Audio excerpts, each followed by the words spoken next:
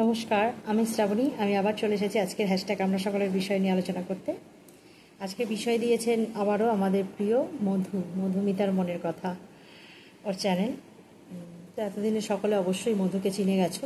মধু ভীষণ ভালো একটা মেয়ে, আমি বারবারই বলি ভীষণ ভালো, এবং ও নিজের জায়গা থেকে না অনেকটা স্বচ্ছ, যেটা বলবো ভীষণ মানে আমাদের শুধু প্রিয় বলে না, এখনও পর্যন্ত আমাদের কিন্তু দেখা হয়নি, মানে দেখা সাক্ষাৎ হয়নি যে ওকে আমি দেখেছি, বাবা মায় দেখেছে, এরকম কিছু নয়। কিন্তু ওর ব্যবহার, ওর কথাবার্তা এরকম কিছুদিন ওকে ফলো করলেই কিন্তু বোঝা যাবে ওর ব্যবহারটা কত সুন্দর। যাই হোক, হ্যাশট্যাগ আমরা সকলে যারা আছে আমার কাছে সবাই খুব প্রিয়, সত্যি কথা বলছি। যারা আছে কেন, তাছাড়াও অনেক মানুষ প্রিয়, কিন্তু হ্যাশট্যাগ আমরা সকলে, আমরা যারা আছি, আমাদের মন প্রাণ চিন্তা ভাবনা, এমনকি যারা কমেন্ট করেন, বিশেষ করে আমি এই জেবাদি ভাইয়ের কথা না বললেই নয়। যেমন জেবাদি ভাই এখন শাড়িদি ভাই চ্যানেল মানে আসেন না চ্যানেলে, কিন্তু তবুও উনি, শাশ্বতী দি ভাই প্রচণ্ড, রুনাদি ভাই পরশ পাথর, ভীষণ, এদের কথা না বললে নয়। তবে আমি এখন সকলের ভিডিও দেখতে পাচ্ছি না, এই জন্য আবারও সকলের কাছে ক্ষমা প্রার্থী। তারপরে নতুন রাখি কবিতার বন্ধু কিন্তু খুব সুন্দর সুন্দর বিষয় দেয়, এদের কথা না বললেই নয়। তাই একটু প্রথমে এদের কথা, সকলের কথা একটু বলি, ভালো লাগে বলতে। তো তেমনি মধুর দেয়া আজকের বিষয় যে প্রাপ্তি আমাদের কি দেয়, সুখ নাকি আনন্দ, নাকি মানে বেদনা দুঃখ, এই আর কি। তো এটা না, আমি যদি বলি যে প্রাপ্তি আমাদের কি দেয়, তো এটা কি প্রাপ্তি করছি তার উপর নির্ভর করে।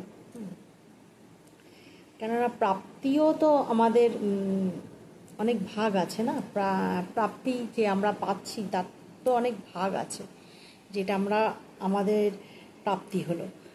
যেমন একটা কথা বলি, কোনো আমার ছেলেপুলেদের নিয়ে আগে যদি বলি, যে আমার সন্তানরা যখন একটা ভালো জায়গায় পৌঁছচ্ছে, পড়াশোনা শেষে তাদের রেজাল্টটা ভালো হচ্ছে, সেটা একটা আমার মনে একটা সুন্দর একটা অনুভূতি সৃষ্টি করে, এটাও একটা প্রাপ্তি। হ্যাঁ, এই এই যে প্রাপ্তি, এটা একটা কী বলবো, কী দিল এটা বোঝাতে পারবো না ঠিক, কিন্তু এই যে একটা অনুভূতি আমাদের তৈরি হয় মনের মধ্যে, মনে মনে একটা খুশি আনন্দ আসে, সেই রকমই যে কোনো কিছু প্রাপ্তি, যখন কোনো মানুষের কাছ থেকে আমরা কি বলবো, হয়তো কেউ খুব স্নেহ ভরে জ্ঞান দান করছে, সেই তাদের কাছ থেকে যে প্রাপ্তি হচ্ছে, আমাদের কি প্রাপ্তি হচ্ছে, যখন সেই জ্ঞান আমরা নিজেদের ভিতরে নিতে পারছি। হ্যাঁ, জ্ঞানটা যদি আমি শুনেই যদি রেখে দিই, তাহলে কিন্তু আমার কোনো প্রাপ্তি হলো না। আমি ওই এক কান দিয়ে শুনে নিলাম, ব্যাস, এটা আমি আমার জীবনে কোনো কাজেই লাগালাম না, তাহলে কিন্তু কিছুই প্রাপ্তি হবে না, তাহলে নিটফল সেই শূন্য। কিন্তু আমি যদি এই জ্ঞানটাকে আমার জীবনে কাজে লাগাই, আমরা জ্ঞান মানুষের কাছ থেকে কীভাবে পাই? আমরা ধরুন, আমি যদি শ্রীশ্রী মার কথা বলি, আমি শ্রীশ্রী মায়ের বই পড়ি, আমি শ্রীশ্রী মায়ের যে জ্ঞান, যে উপদেশ বাণী যেগুলো, সেগুলো একটু মেনে চলার চেষ্টা করি, কারণ উনি তো আর আমার কাছে নেই। কিন্তু আমার সবসময় ওনার ওই ছবির দিকে তাকালে মনে হয় সত্যি, যে বলে না যে সবসময় জানবি তোদের একজন মা আছে, সত্যি মনে মনে এটাই ভাবি যে মা, তুমি যেখানেই থাকো মাথার ওপর আশীর্বাদের হাতটা রেখো। তো মায়ের দেয়া যত বাণী আমি মেনে চলার একটু চেষ্টা করি, যে যেমন যেখানে যেমন সেখানে তেমন, সেই যে জ্ঞানগুলো, এগুলো নিজেদের জীবনে একটু হলেও কাজে লাগাবার চেষ্টা করি। তো এটা আমাদের কাছে একটা পরম প্রাপ্তি, কারণ যে মায়ের উপদেশগুলো আমরা আমাদের কাজে লাগাচ্ছি, এবং আমরা জীবনে কি মনোবল বাড়াতে পারছি, ধৈর্য বাড়াতে পারছি। যে মা নিজে এত একজন ব্যক্তিত্বময়ী নারী, অথচ উনি সমস্ত কাজকর্ম সংসারের করতেন, উনি অত সাধু সন্ন্যাসী সন্তানদের দেখাশোনা করতেন। এই জোর উনি কোথা থেকে পেলেন? তার যে এই যে মনের জোরটা, আমরা সেই মনের জোরটা নিজেদের মধ্যে আনতে পারছি। তো প্রাপ্তি, এটা আমাদের প্রাপ্তি হলে আমাদের কি হয়? ধৈর্য বাড়ে, মনোবল বাড়ে।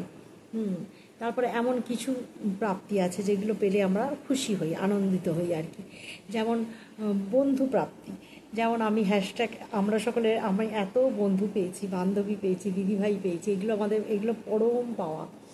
এই প্রাপ্তির খুশি কাউকে ভাগ দিতে পারবো না। এটা না আমাকে কিভাবে খুশি দেয় আমি বলি।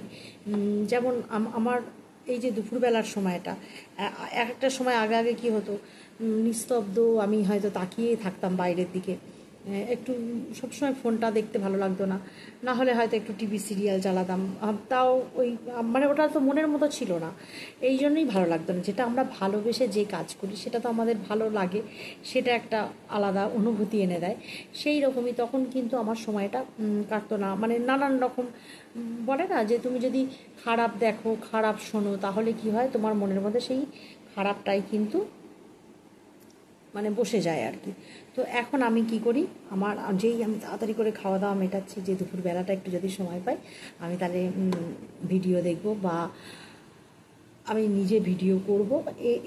এইটা যে আমার কাছে একটা পরম পাওয়া, আমি বারবারই বলি এই প্রাপ্তি, এটাও একটা আমার কাছে মানে কি দেয়, আমার একটা ভালো লাগা দেয়, প্রাপ্তির সুখ, এই প্রাপ্তিটা আমায় সুখ দেয়, শান্তি দেয়, হ্যাঁ, মনের একটা চাওয়া পাওয়া মেটায় আর কি, এটা হচ্ছে ব্যাপার। তো প্রাপ্তি এমনই যে এটা ভাগ হয়, যে আমরা কি পাচ্ছি তার উপর নির্ভর করবে, যে এই প্রাপ্তির জন্য আমরা কি মানে কি করি আর কি, সুখ, অনুভূতি, খুশি, আনন্দ, সব কিছু নানান রকম প্রাপ্তির মধ্যে। আবার যখন আমরা কোনো যন্ত্রণা প্রাপ্ত হয়, আমাদের কোনো দুঃখ পাই, আঘাত পাই, এটাও তো এক ধরনের প্রাপ্তি, তখন সেখান থেকে আমরা কি পাই, সেই দুঃখ যন্ত্রণা পাই।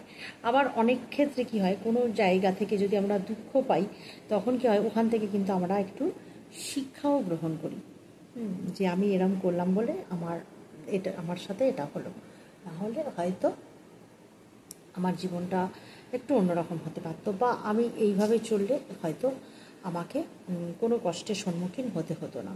এটাই তো ব্যাপারটা। তো প্রাপ্তি এরকমই, যে প্রাপ্তির ভাগ আছে, প্রথমেই বলি প্রাপ্তির ভাগ আছে, যে ধরনের জিনিস আমরা প্রাপ্তি হবে আমাদের, তো সেই ধরনের খুশি, আনন্দ, দুঃখ সব কিছুই মানে অনুভূত হতে থাকবে আর কি। এটাই বললাম। তো মধু, তুই যদি শুনিস অবশ্যই কমেন্ট করিস যে ঠিকঠাক বললাম কি না।